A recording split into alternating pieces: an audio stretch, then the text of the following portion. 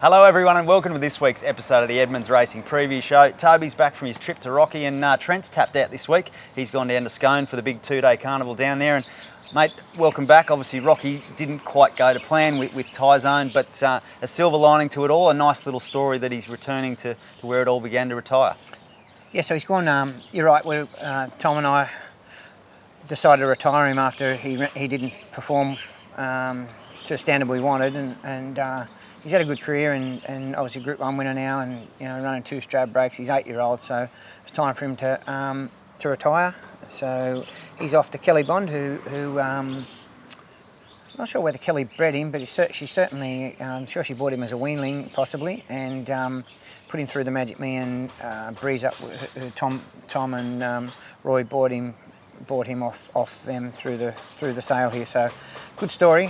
She rang up Roy Chalemi and asked could she take him, and so yeah, he's gone out there he'll retire out at their farm. Oh, very good. Well, I'm sure he'll have a great life in retirement. And yeah. Just reflecting on his career, what an outstanding career. Obviously gave you and Trent your first Group 1. Yep. It was an emotional day, I know, for the stable, for both of you, and what a career he's had. Yeah, he's been a good horse to us.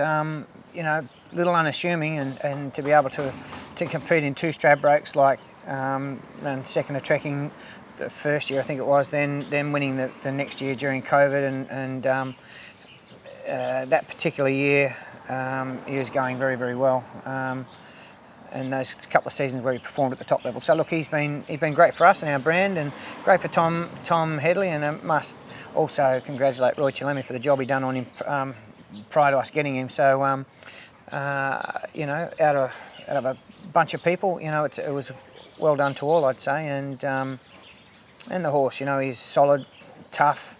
Sound to a certain, well, very, very sound actually, until he tore a muscle over here on this new track, and that sort of he had to go out for quite a while, and he hasn't sort of recaptured that form that we hoped he would. He's working well, but race day was the test and didn't quite work. So happy to see him go and retire. Yeah, well, he's given enough on the racetrack. Oh, he certainly has. Yeah, he's been great for us. And special memories there. And speaking of Vanna Girl, a new chapter for her, going through the sales ring and set to start her new career as a broodmare. As a mum, yeah, she's gone off to Corranbean Stud.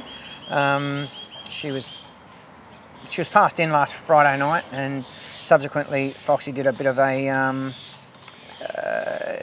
They come back and offered us some money, so she went for $525 off a 40 grand purchase. It was pretty good. Good result for everyone involved. She's a good race mare, and quite sure she'll make it as a mum too. There's Jeffrey. Jeff Lloyd just taking one out. Good on you, Jeffrey. Great career, great memories with her as well. But obviously, it's time for a new start for her. Yeah, no, good. Yeah, she's, as I say, she's at that age now, and she's pretty well bred, that mare. Being by Hassan, they're pretty good broodmare side, Hassan. Also, she's out of a Reduce mare, so her pedigree's pretty solid, and she'll throw a beautiful foal. Okay. Make a great mother. Yeah, we'll keep an eye out for those in the years to come, no doubt. But, sure. All right, mate, well, let's get into the preview. As we mentioned, Trent's on assignment with the Stables 2 runners, and that's why we're coming to everyone a bit earlier this week, because obviously Friday kicks off the 2-day carnival, and Trent's down there on assignment. Divine Courage is entered for a maiden handicap over the 1,000, and kicks off his preparation, having won a trial here at the Gold Coast on April 19. Yeah, he's going quite well, this horse, and whilst you think 1,000 is going to be a bit short for him, and that race is quite a competitive race. So look, he's first up today. I would suggest whatever he does, whatever he does tomorrow, he will improve on. But it's a beautiful big track for him. It's probably going to be the only place we're going to get a dry-ish type track. So that's why we sent them there to kick both these horses off that are running on Friday on a bit better surface. And obviously we had Burning Bell in down there that got belleted out on the Saturday. So I think he can run well. He finished hard in a 900 here at his first run for us. Just got right back out of it, and then finished on good. And I wouldn't be surprised to see him, get home late over the top of them. But as I said, whatever he does tomorrow, he will improve pretty quickly on now. Okay, very good. Well, you're obviously going well if you. Yeah, he's going well. Worthwhile to take both of these horses, and we'll speak about the other one in a minute. But. Yeah, he's got blinkers on too, so and that's a big thing for him. But especially at 1,000 metres first up, he'd probably be a pair closer than he would be without them. So that's I wouldn't be surprised to see him roll over the top of him, as I mentioned, but. Again, he's a horse that will improve pretty quick after his first run. Okay, we'll keep an eye on him and follow through the prep maybe. Beyond Fate's the other runner who we're talking about, also resuming, entered for the Class 1 handicap over the 1100 and had a great preparation last time and won his maiden really well in fast time here, and then you had to throw up the stumps in the Gateway, which is obviously just a why not, and then now he's resuming here and trialled nicely heading into this. He did, we give him two quite soft his trials, especially his second one. His first one, he was quite aggressive and keen and wanted to get on with it. He was very fresh that day. The next one, we were able to ride him a bit more patiently and he clicked up to the line nice. So this horse is going very well. He won his maiden very, very impressively over here, running very quick time. I think he could have even broke 1.9 on the clock. It was a pretty quick race that on a pretty firm track. And once again, we're going to. Well, providing it doesn't rain down there, but the forecast is okay at the moment. So if everything stays as is, I think it's a soft 5 at the moment. He'll be right in the finish. This horse, he'll finish really, really hard. He'll drift back a bit, can get going a little bit if he happens to begin and doesn't get cover quickly. He'll want to over race a bit, but if the John can sort of get him back and get nice cover and get him into a good rhythm, clear ground in the straight, we'll see him run on nicely. Okay, and the big straight, that'll suit him as well, for by sure. sounds. Big straights, beautiful big track Scone, and the 1100 metre starts is very fair. It's only one corner, so looking forward to seeing him resume. Okay, well, good luck to Sterling Sincotta and partners there with Beyond Fate. Let's turn our attention to Eagle Farm on Saturday. It was Doomben, obviously, transferred to Eagle Farm with all the rain and Eagle Farm holding up better. You happy with that move in general? Oh, for sure, and credit to the guys for making the call earlier in the week, they probably could have waited. Probably could have waited till worked out whether to move it or not. But I'm glad they decided to move it, give us the opportunity to pay the late nom for Alpine Edge into the Doomben 10,000. A few of the owners were quite keen to test him out at this level and see how he's going. He's an Eagle Farm horse. He's won twice there and goes quite well on the track and drawn a little sticky.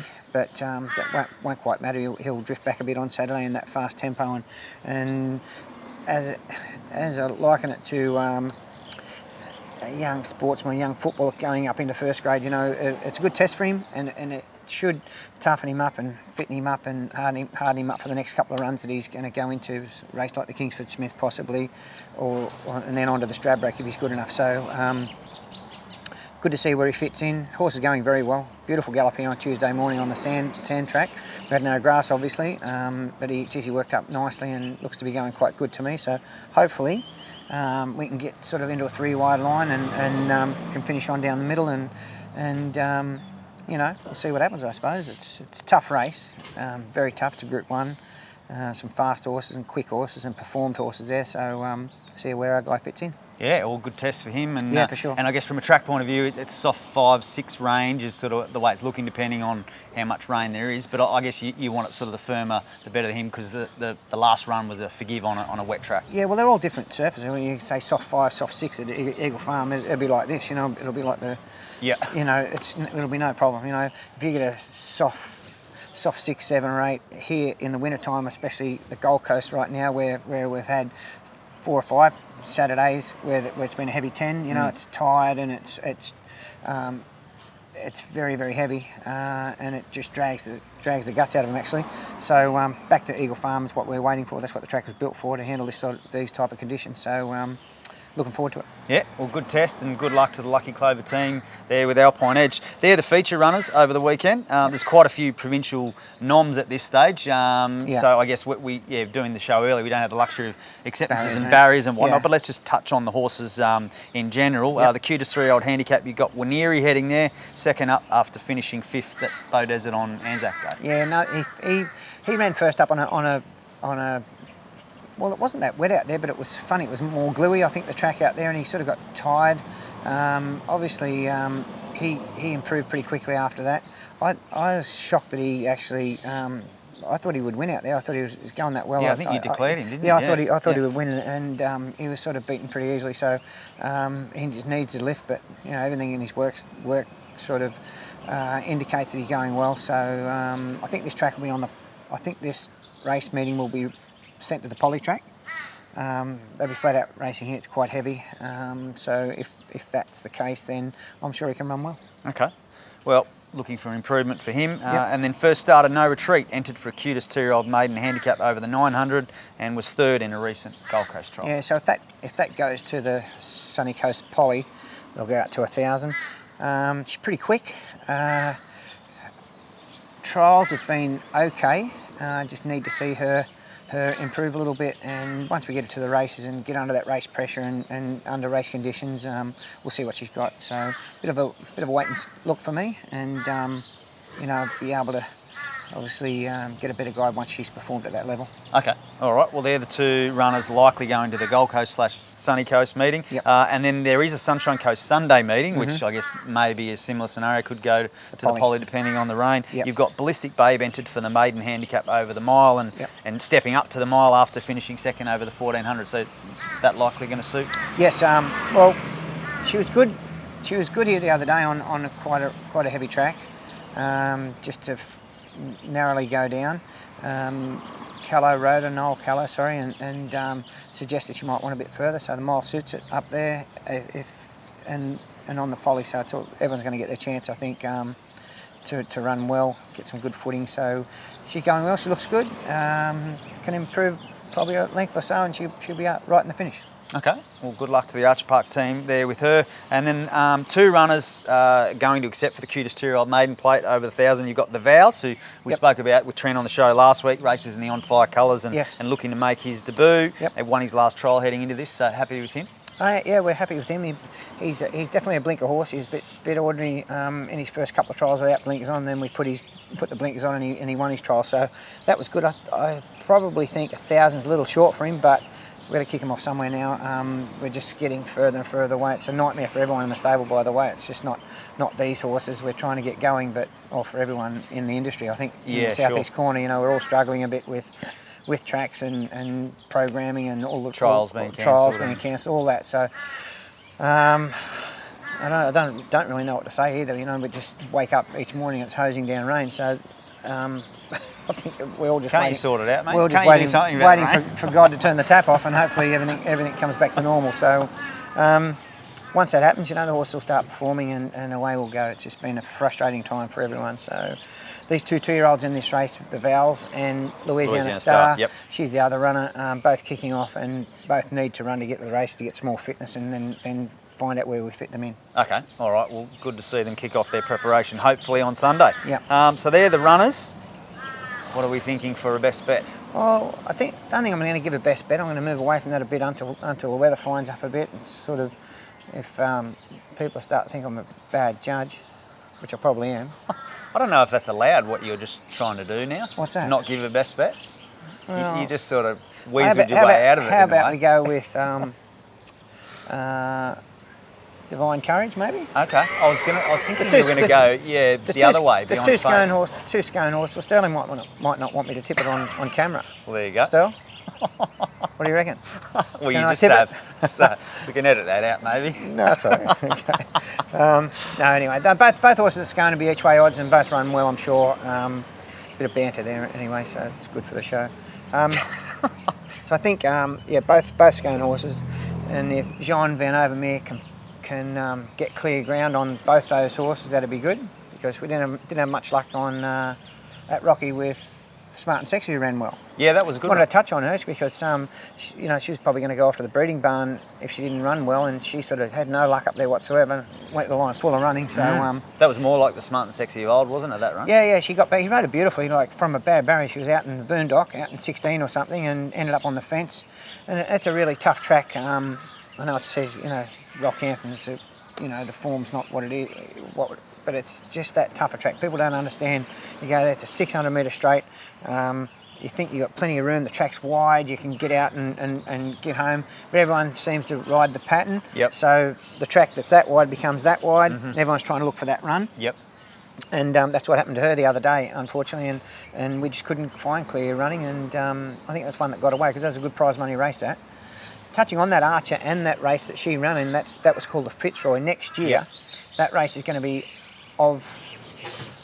they said north of 700,000, but my information is going to be maybe north of 800,000. Right, the Archer will be. Yeah, Archer, and the Fitzroy will be double what it was this year. So it was as a consolation sort of, consolation, and also potentially because they were talking about emergencies fitting in with that. Yeah, they didn't quite get that right, I don't think, because they couldn't put Boomtown Lass in for the scratching of the favourite. Yes, yeah. They couldn't quite do that, so I think they'll tidy that up next year. Yeah. But yeah, both. It was well received. Really, really good, really well done. We went to the Calcutta on Friday. There's a big turnout. Like that to be, I don't know, maybe 300 people there or something. The pool for the Calcutta was huge, and the favourite Desert horse went for 40 grand or something, maybe. Yeah, right. So it was pretty well done. The whole day was well done, and congratulations to the amateur. Rocky Amateurs, they've done a great job. Yeah, it's a good concept, and no doubt they'll grow it, won't they? So, all right, well, you've got a semi-best bet or a couple of best bets, and are we going to say Smart and Sexy then is a bit of a runner to follow? Yes, follow her. She's home now, obviously, and she's just had a couple of days to get over the trip and whatever, but come through it lovely, and when we find the right race for her, loves Eagle Farm, so once we get back there and dry footing, she'll be hard to beat. Over the carnival. Yes. Keep an eye out. Yep. Okay, well there you go. Anything else to add? No. Have you? That's about it. No, I think that's all I had on my notes. So any footy news? Manly, Kieran Foran, Manly went well Titans this week. have stolen him. Has he gone, is he? Well, I think that's the mail that it's happening. Well, okay, good luck. Titans need someone like him. They do.